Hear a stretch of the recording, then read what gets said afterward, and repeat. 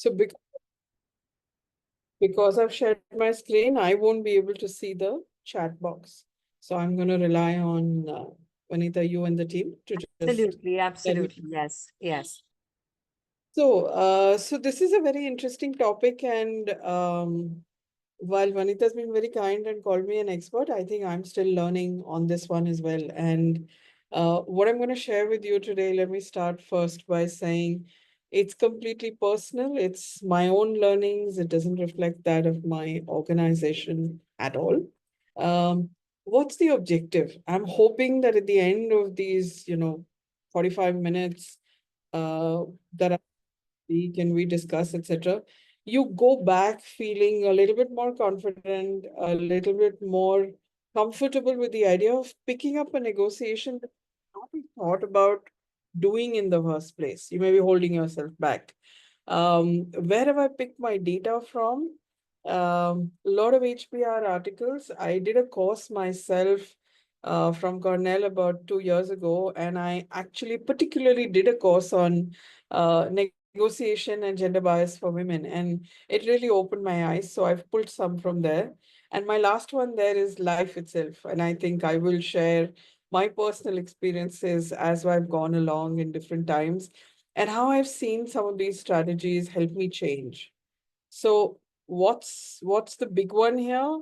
Uh, is one of the words that as a marketer is very close to my heart, which is you've got to be intentional.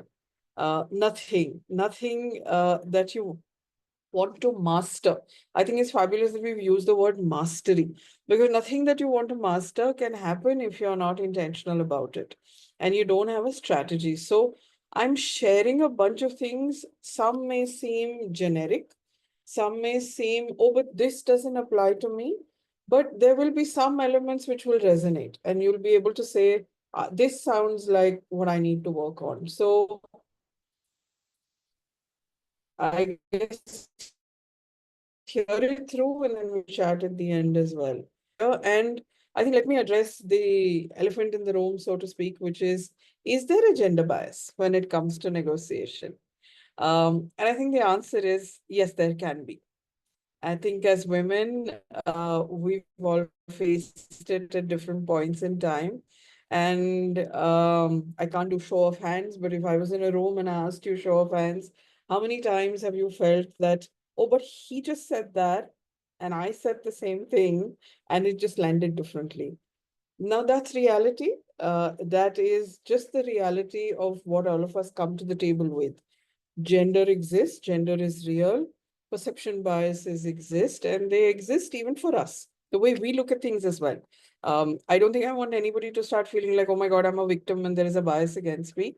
No, it's just the reality. We look at people a certain way too. So, four things to just call out and keep in mind. You will face the double bind, which is if you're too aggressive, then it's like you're not assertive, but you're aggressive. If you don't push hard enough, you'll come across as too soft. And I think women sometimes, and I found myself in that situation early years of my career, or when I'm talking to somebody particularly senior, important, I'm very worried about the consequences. And I think that's something we go through.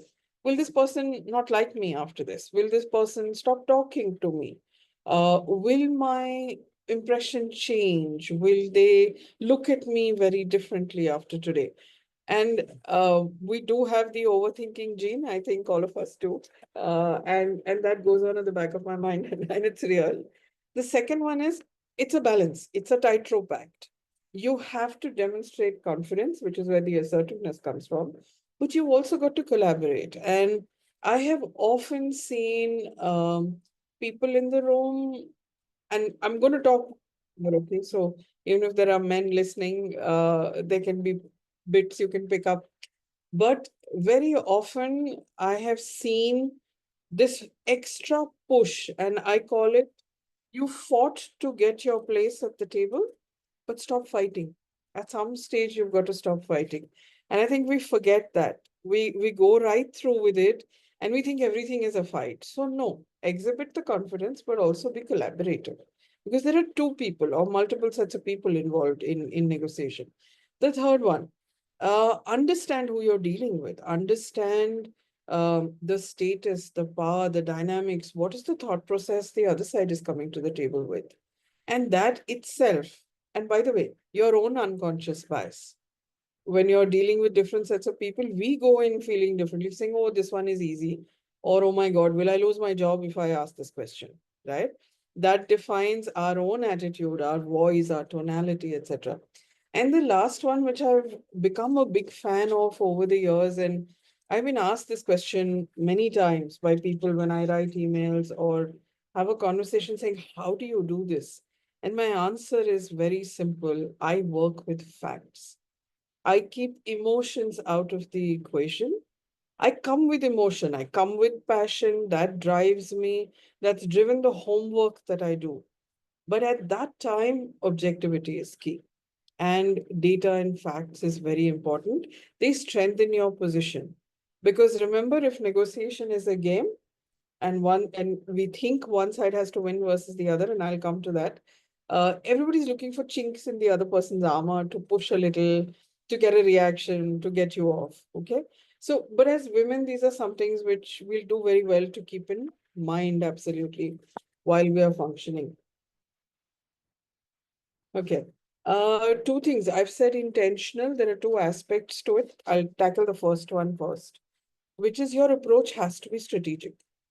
If you're pitching for something, I'm a marketer, so if I'm working on a campaign, I'm going to have a full approach that I'm going to launch this product at this time. I will launch my communication at so and so time. I will put down a plan.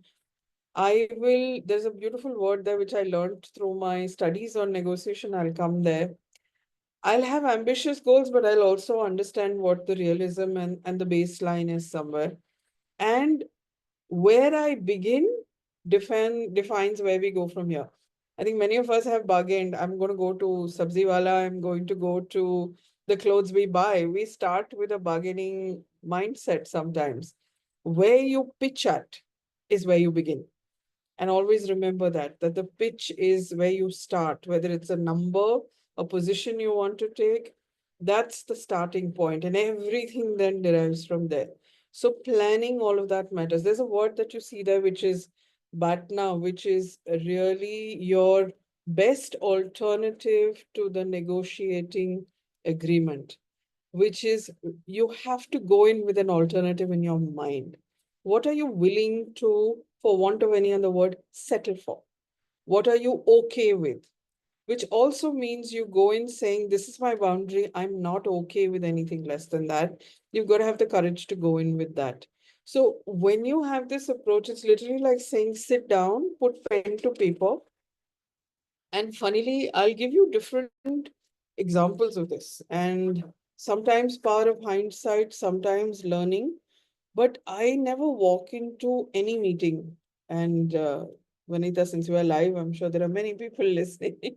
I don't want to give away all my strategies, but I don't want to. I never walk into a meeting, and my team knows this, that dry run is mandate for me when we are pitching something, when we are planning for something. I will sit down in my room with the team, with everybody, ask questions. What do you want out of this? What are you looking for? Is your messaging following that? Have you prepped? Who's in the room? Do you understand them well? Now, if you're going in blind, pitching a business, doing something, know the people that are going to be in the room. That's what that strategic approach is really all about.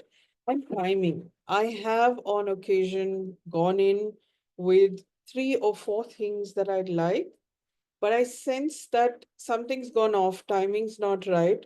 I'll choose two, I'll leave one behind. But to do that, I have to have my set of notes. I have to have made a plan. I have to have said, okay, this is the least that I want to walk out with. So when I say strategic approach, it is literally your negotiation plan, your steps, what your alternatives are. And that brings me to the next one, which I think is the do or die. And the do or die is this, which is preparation. You don't walk into anything that you want or a conversation that you want to have without preparation. especially when we use words like mastery. First one, homework. Just do heaps and heaps of homework. Vanita, I'm going to refer back to you, but I think you're my favorite when it comes to the amount of homework that you do on everything that you do. And I've learned that on negotiation, on anything, know what you're going in for. What are the metrics? What's the data? What are the benchmarks? Who are you up against? Now, negotiation can be multiple things, right? You're winning a business, you want a project, you want a promotion, you want a bonus, you want time off. By the way, these are all negotiations. You want flexible hours for some time. You want the ability to do something that you're looking for. For that, you need to know what you're up against. And that's where the data, the benchmarks, and here's where I'll liken it to being like a tiger in the wild or a lion in the wild. You wait, you sit quietly and wait and get all your homework in. That is very essential. Second one, restrain your thoughts, because very often we go into negotiations saying, this is what I want from it. There's a very strong I want factor. And I say this more for women because very often there's fight, fight, fight, fight, fight. We have fought, we have reached that, and we continue to fight. But what happens when you fight? The immediate reaction from the other side when you're fighting is defense, right? Do not put anybody else in that position. Negotiation is win-win. That is the approach to go in with. If it's win-win, then what's in it for them? What's in it for the organization? How is it that everybody can benefit from what you're asking for or what you want to walk away with? Yes, be confident, practice self-advocacy, don't be shy to talk to superpowers. It took me, I'm 30 years into my career, it took me probably 20 years to reach the point where I was comfortable to say, this is my superpower and I'm okay with it. That gives me the confidence to walk into the room and have that conversation. And so practice it. Practice in front of a mirror. People joke about it, but honestly, practice with somebody who you're comfortable with. Practice in front of a mirror. Write down what you're going to say. I have done this many times.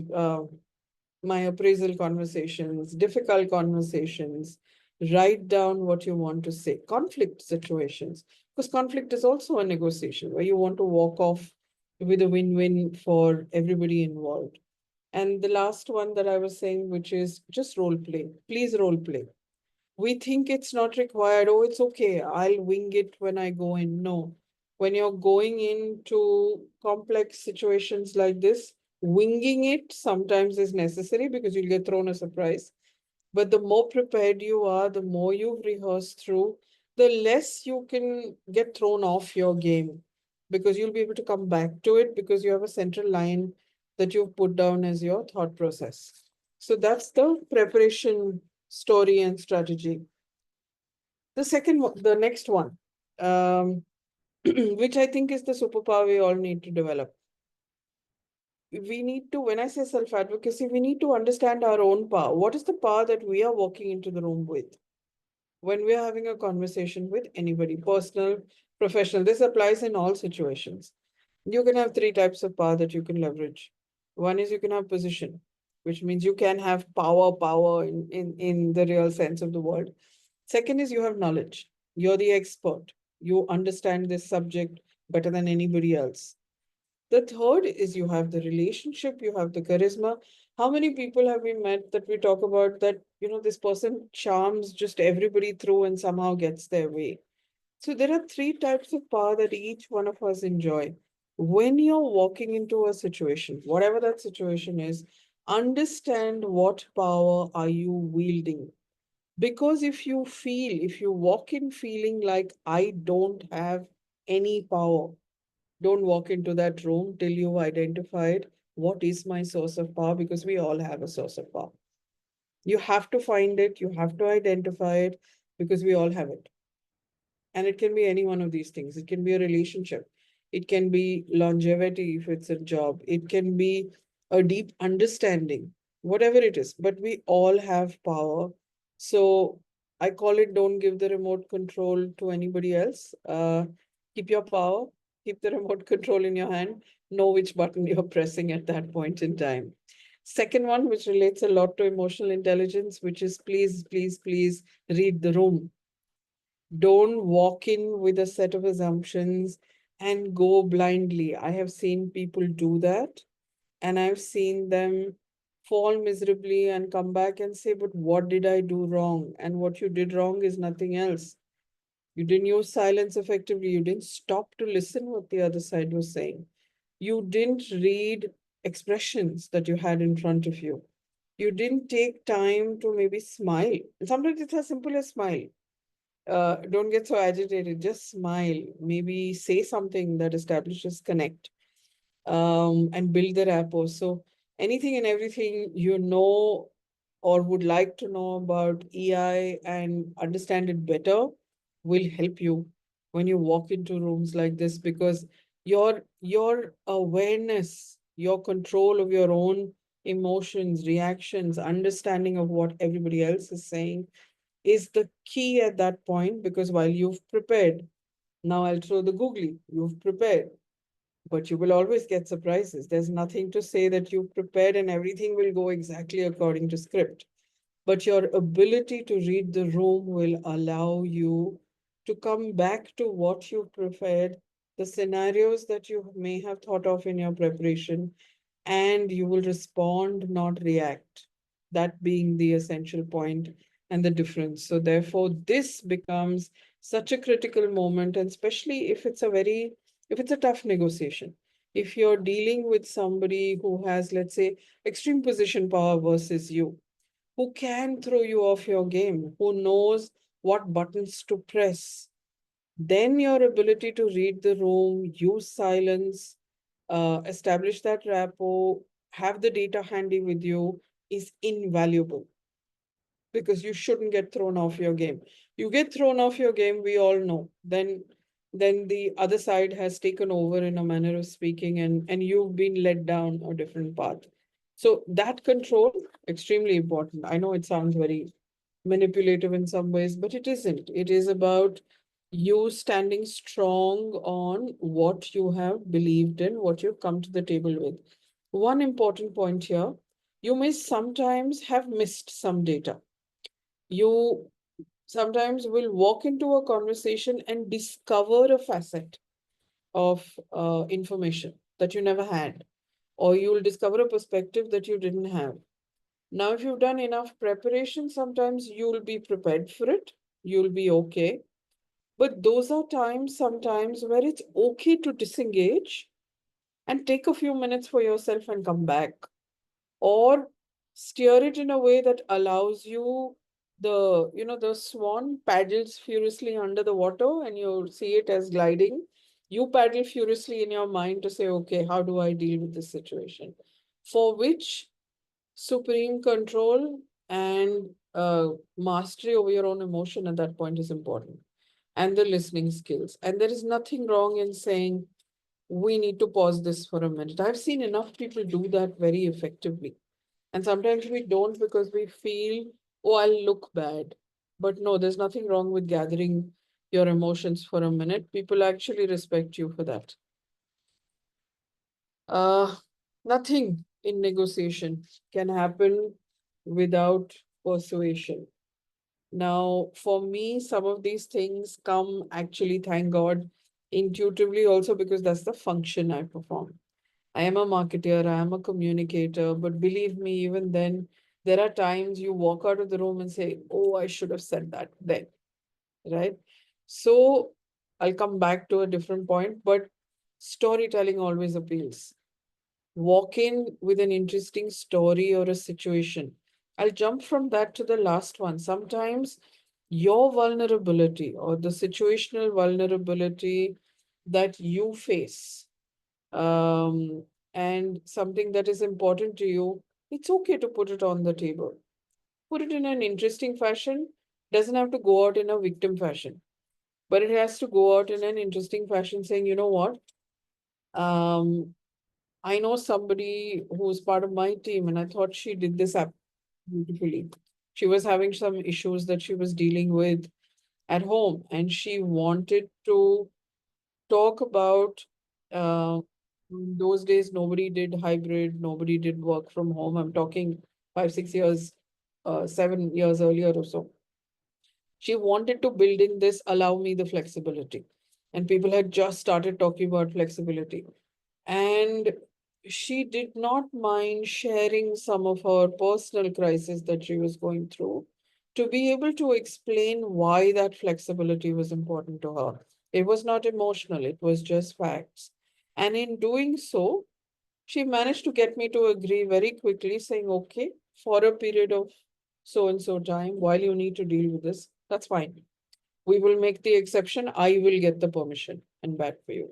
So I'm saying storytelling, vulnerability goes together sometimes.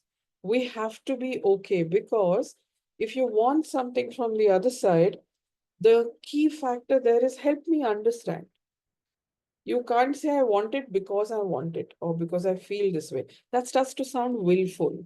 When you share a little bit of the vulnerability without seeming like a victim, you get the point across to the other side as well as to why is it important to you. I'm using the word vulnerability, but it really means show me why it's important to you. Why does it matter? And this is particularly on maybe non-financial negotiations, sometimes financial as well. The second one, look for common ground, look for cooperation, and look. I've deliberately used some words in gaps. And when I say look, I mean look, search for it. You will find it can be organizational, it can be a certain goal that you wish to achieve. Let's say you want to, this is one I'm making up. You want to say, I can come only 3 days a week for the next 6 weeks while you expect me to be here for 5. Let's agree what is important to you at for these 6 weeks. Let's agree what you'd like to ensure does not get compromised, and I will ensure that happens. That's the cooperation, that's the common ground, that's the looking to see what's the other side talking about. The third one, I'm always a fan of words and what words you need to use at any given point in time.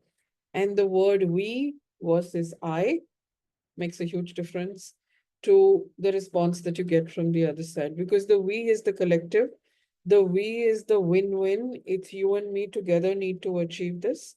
And that brings me to the together and the solving problems.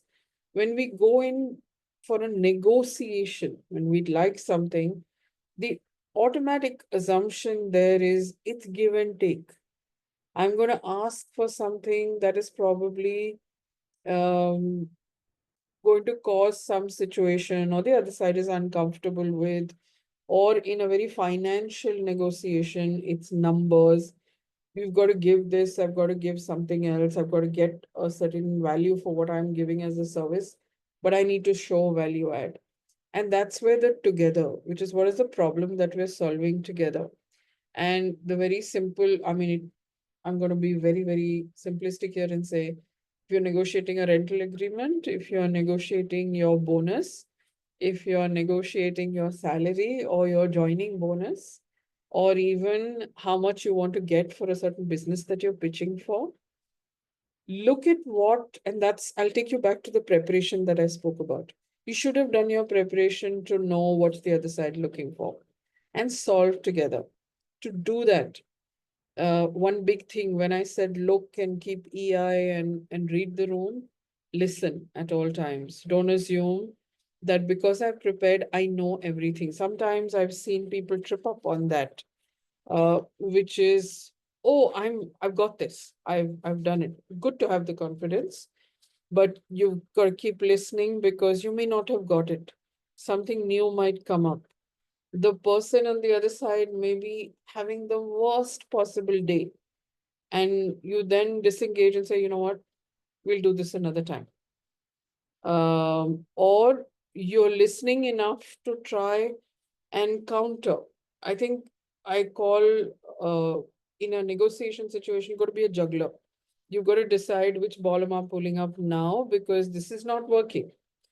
for which that strategy, that mastery is all very, very key to have done. So this one's a critical one. And I would suggest anybody who wants to look at negotiating for anything, there are enough books and concepts out there about the art of persuasion. And sometimes it may seem manipulative, and because I come from the function, very often I say it's a very fine line, but um, it works. It's like chess. You need to know how to play it and ensure that everybody feels good at the end of it, and you're not being, negatively manipulative and causing any trouble for somebody else. I think that's the one. This is just because, everybody normally talks about negotiation in terms of numbers, in terms of finance. I've just thrown a bunch of other stuff for you, which I've spoken about through, which is flexible hours, bonus, extra leave. I need more people. There are roles I'd like to do. There's a project I'd like to put my hand up for. There's an interesting story here that I want to tell you. And it relates to some bit of what I do currently. But there were things, and maybe in a couple of startup kind of environments that I've been part of, bringing in brands into the country. Those roles, those situations are not cast in stone because they're evolving. New things are getting added. I've often come in and done new roles for the first time or set up a marketing department for the first time. I learned one less. I didn't do this. What I'm about to tell you, I don't think I did for, uh, well, let's not be ashamed to say, for at least a good 15 odd years. I would just go with whatever would be given or said. Slowly, I started to realize how come they walked off with that project? And it's an interesting answer that I started to get from everybody more often than not, the men, because I think for a large part of my career, I've been the only woman in the room very often. The answer was, I just asked. And it was fascinating for me. Even in relationships, even among friends, saying, how did you make that happen? And the answer was, I just asked. And I think I'd say about 10 years ago is when I started to say, what does this mean? I just asked. And then started to get into saying, of course I can ask. I have the right to ask. The only person who's stopping me from asking is me, is my own mind and what is tripping me up. So negotiation, big word, we think about it in different ways, but it is really about ask. Say, speak, prepare, explain why, plan for it, and just ask. And I'll come back to something which I've saved for the end, which is a very early years, I think about 10 years back. There's a manager who said this to me, and I think that changed my life forever. But I will come back in another slide and tell you what that is. I'll keep you guessing till then. No prizes for guessing this one. Anything, mastery of anything needs practice. Begin in small situations. Try.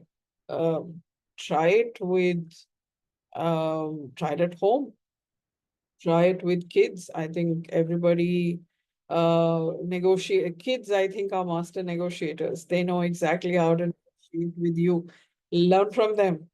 And when you negotiate back with them, sometimes low stakes, sometimes it's your driver, it's husband, wife, mother-in-law, it's a bunch of things. Try, start seeing how those movements happen. Sometimes you've done everything, you've gone into a room, but it just did not go as you wanted it to go. I have been in those situations, and I have to confess, I have made the mistake of then saying, okay, stay silent and I'm not going to open my mouth or ever ask this situation again. Today, I understand that was a mistake. I should have learned. I should have learned from my negotiations, understood what is the trigger, because the trigger that got me to keep quiet because I didn't know what to say. I got upset. And therefore, I lost control of the situation. So go back. If a negotiation has not gone as per your plan, or you've lost track of the game, you got upset, not been in a situation of control there, come back and ask yourself why. Put it down, replay the whole thing in your mind, learn from it. And one of the most beautiful things is the third one. There are so many people around who are willing to answer your questions, who will help you find your way. Having a mentor on some of these things is easy. Sometimes it's a colleague who's a friend. And now I will tell you what the manager said to me, who was also a colleague much later, who said, ask yourself, what is it that you have to lose? And usually the answer is nothing. Usually the answer is, I have nothing to lose. But if I don't ask, if I don't walk in prepared, if I don't have this conversation, if I don't pitch at this particular level for the business that I know I'm damn good at, and I don't push hard, I will forever walk away feeling like I should have done it. So technically, you have nothing to lose. And I think that's the one to remember. You genuinely always have nothing to lose. Ask yourself, what's the worst that can happen? And this was the second person who said this to me, and it was a man who said this to me. What's the worst that can happen? The answer will be no. That is the worst that can happen. When you are able to think about it like that, suddenly you become lighter. You become lighter. You suddenly are able to laugh and say, "Ah, of course, it's okay," and take it from there. And finally, consistently refine and plan. It's a spin cycle of a machine. The more often you do it, the more you'll spot the flaws, the more you'll see things that you can work better with, and you'll get better and better at it. So, mastery definitely needs practice. And finally, because I want to leave us at least 20 minutes to chat, questions, etc. Um, I'll use the words I've tried to use through, which is self-awareness is key to mastering negotiation. You've got to be aware of your own pitfalls, your own biases, your triggers. And so prep for them, shield yourself against them, reframe your worries in your own mind. Oh, but am I really good enough for this? Maybe I don't have enough experience. That's all self-talk. That's negative self-talk. That self-talk has to change in the mind. But know what your negative self-talk is. Get somebody else to talk to you about it. The second one is be intentional. And I think I started with that. Plan, plan, plan, plan, plan, strategize, write down. This happens, so what? Why happens? Okay, this is another scenario that I can go with.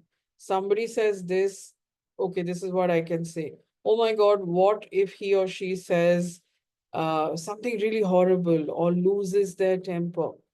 How will I respond to a loss of temper or somebody rude on the other side of me? Plan for it, prepare for it, because here's what I have found. When I have prepared, when I have spoken to somebody, written this down, even if it happens, it's somehow the sting has been taken away because I've written it down and I've prepared for it. Because I've said, I know this person has a tendency to raise their voice. I don't like it. And I'm being very personal now. This is true of me. Anybody raises their voice, I switch off, I shut down. But I have learned now to say, okay, what will I do if the person raises their voice? And that's the intentional and the planning. And the next one, which is practice, practice, practice. Get somebody in front of you to yell at you when you're trying to say, I want this business. Somebody to say, listen, forget it.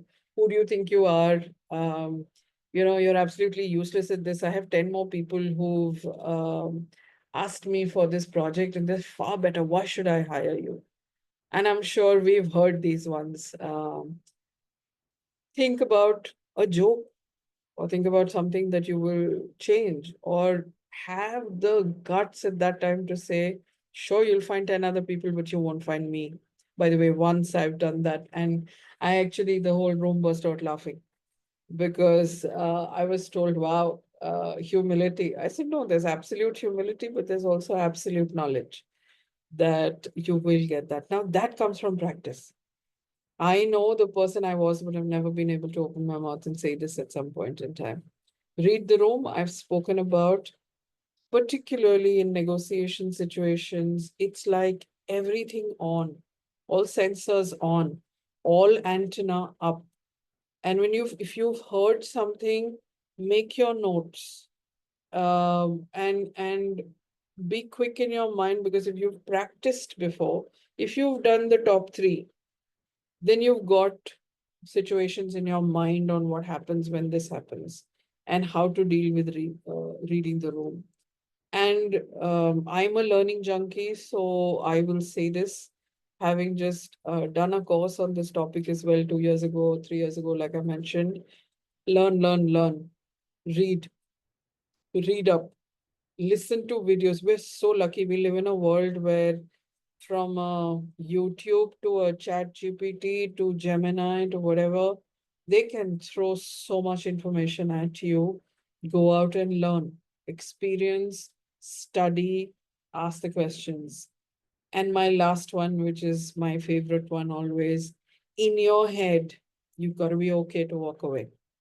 There've got to be boundary conditions that you have. It's not like I'll sell my soul, I'll sell everything, and I'm okay with this. But sometimes you walk away when you see the other side. And I think personally share this from about, I think 7, 8 years ago, when there was a particular project that I was very keen on doing, but the other side was very fixated about a certain set of things. And there's a lot of conversations, a lot of pitching, a lot of coming back. Tell me why. But there was one stage, because of reading the room, that I realized that the bias ran so deep that no matter what I said right now, the other person was not ready for what I was trying to put across. And I just retreated in a very graceful manner for everybody, not feeling like it was defeat for me, but telling myself the time is not right. Timing was not right at that point in time, or the situation is not right. So we've got to have the humility and the courage to be able to walk away from that as well. And I think that will technically actually be my last point, which is sometimes it's okay to walk away. And there we go, with about 15 minutes to spare. Questions, thoughts. By the way, before we come to that, anybody who wants to take a photograph of this page, feel free to do so, because I pulled out a bunch of articles coming from my whole learning mindset and saying, if you want to delve into any one aspect, and these are some fun ones, the negotiating without a net, which is an NYPD conversation, and also the power of talk, who gets heard and why, toolkits for women seeking a raise. The confidence gap is an also interesting one, about how your inner issues sometimes come in the way of you speaking up, or the words that you use. And my favorite one, women don't ask. Remember, I said sometimes all you have to do is ask. So take a snapshot of this if you want. I can always share it later too. But I put this down because sometimes you got to go back, review, look at some of the situations, try, read up, and then go back again. Absolutely. And what a gem for the weekend, I should say. Thank you, Shalini. Now, questions for you. So, I'm going to start off with the first question. Banu is asking, any concepts you often refer to while training in patients? So Banu, I think, comes from the facilitation coaching world. So she wants to know if she's going to teach negotiation to someone other than partner and position interest, any other principles or concepts you want to recommend to her? A couple of, I think, know your EI principles is what I would say. So really get into if you're facilitating and training, getting people comfortable with some of those principles of active listening, um, building rapport, those are all very much part of facilitation in this area. Role play, get those things into the facilitation when you're talking about it. Uh, Yeah. Uh, if you can just stop the screen, maybe people can see you, Shalini. Just stop sharing. And I think you brilliantly shared what you had, and I think that's, of course, anything and everything starts with the EI. Banu, I have one more maybe that can help you. It's not a concept or a framework, but there is this book which is called Nunchi. Mm. It's called The Power of Nunchi. And actually, if you see, this is a Korean way. And Korea as a country has literally risen up from the ashes. And one of the things Koreans do by nature is observe. They say Mm. when you walk into the room, it's about observing first. Take time to observe. So maybe reading this book might throw a lot. In fact, it has tons of examples with what are the in like a NLP concept, if you want to understand, neuro linguistic programming concept. So pick this up. Maybe this is going to help you. It's helped me do programs quite a bit, not Okay. only in negotiation, but also in influencing as well as in conflict management. Like Shalini rightly said, you should know when to walk away, when to stand and have that war. And all that will happen only when you observe people and observe their thoughts. And that's again the first step, self awareness in EI. Just to add to it, something struck me, a small game that we all used to play as kids, which is the memory game. Walk into a room, observe, and walk out. Train people how to do that. We've forgotten how to do that. Yeah. Even building that into facilitation sometimes can help because it just wakes everybody up and everybody goes, whoa, okay, I couldn't remember or I couldn't spot or I Mm. couldn't see. So, yeah. So that's a good one.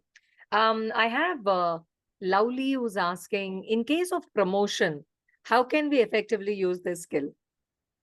Use every single thing that I said. It actually applies to promotion. But again, there, the one thing I will say is go in with what's the worst that can happen, and sometimes the answer is no. Yeah. You can't get aggressive about. So I think the reading the room that we've all been saying, learning when to stop also is an act of negotiation. Yeah. Make I'm going to sound slightly philosophical when I say this, and I probably many philosophies talk about this, which is say what you have to, but don't be so wedded to the outcome at that point in time that it makes you fall apart or that you get overly pushy. Sometimes the answer might be no, but hey, you know what? I can say this after a 33, 32-year career, um, you'll get what has to come to you. Sometimes you wait a little bit longer, but don't give up. I think my point would be accept the no, go back. It's like a lion, no, steps back before you spring forward again. Stay under the radar, gather yourself, try again. Don't let Yeah. it go. Yeah. And also, I think taking back to Shalini's thought on self awareness is Lovely, you need to be at any point of be aware of your strengths and what are some things which are non negotiable.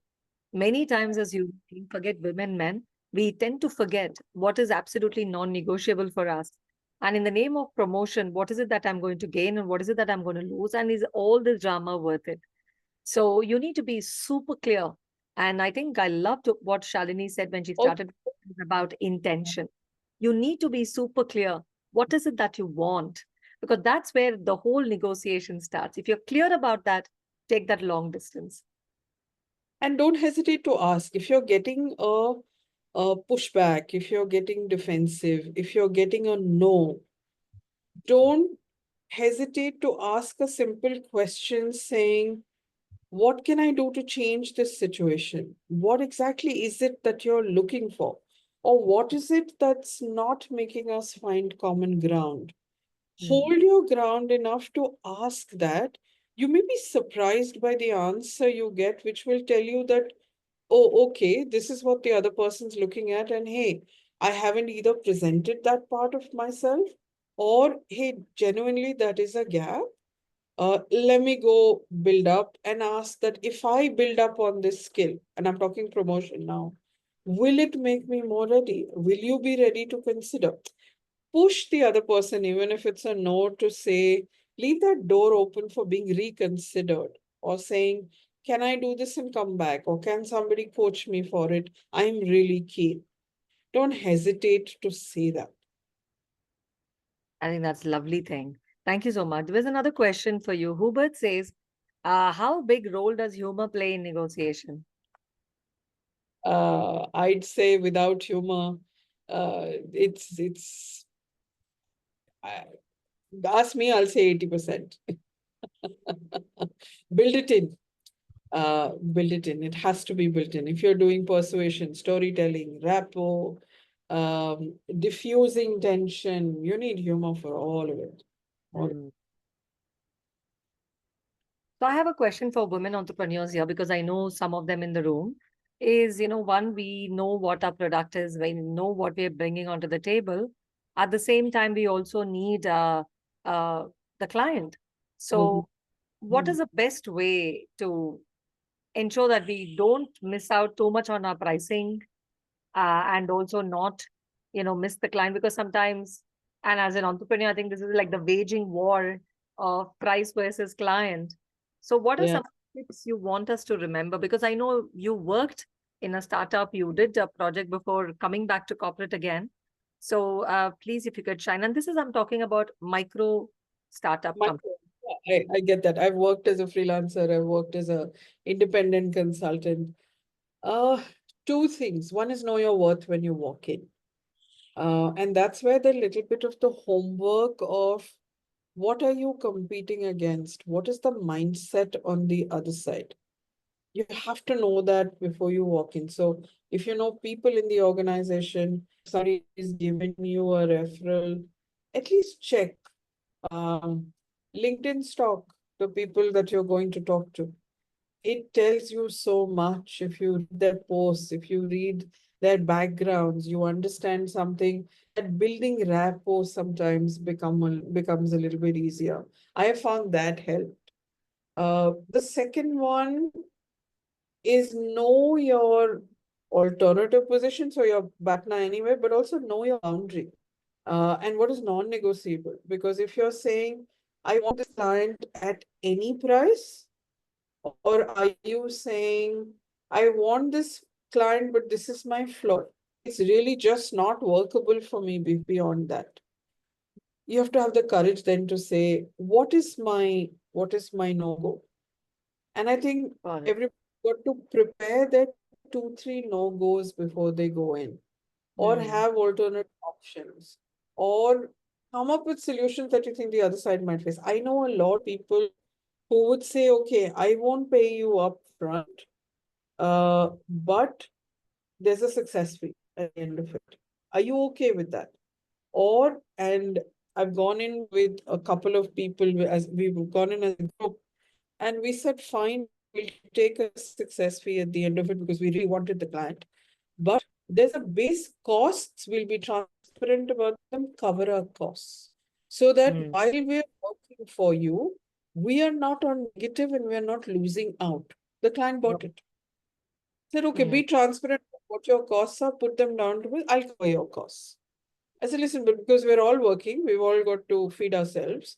So cover costs so that we're not, and we're startups, we are freelance, we're not, well established that I can stand along with you and take the hit. I can't, especially micro. You can't take the hit. So then you go for a cover my cost and say, fine, successful. But define mm. that. But there, be smart about defining the metrics of that successful.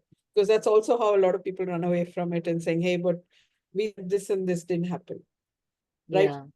Have it written down. How will you measure? What are the elements of it? Because that's where I think micro entrepreneurs often get caught. I have got caught on that one, where I've said, okay, in good faith, but there was nothing at the end of it. So yeah. Okay, so I think that answers quite a bit for our people. There are no more questions, I think, Shalini. It was so clear. So thank you very much once again for taking time and walking us through the negotiation. And we can master if we start with knowing, I think it's like the inner journey, right? You start knowing what you want, what is your intention, what are your strengths, what are the best you get onto the table, and then you take it out and then work out whether it works for you or not. So I think it's very interesting to say that know when to walk out, know when to stand and fight, and know when to um, renegotiate or rethink about your whole strategy. So thank you, everyone. Once again, a happy Women's Day to everyone, and have a fantastic weekend. And hesitate to negotiate bindas. Thank you so much, Shalini. Take care, everyone. Bye bye. Bye. Thank you. Thank you, Kalyani. Kalyani says a brilliant an hour well spent. So now I think you can read all the Now I can read all the yeah. things. Lopa says hi. Bus my team. Ah, okay.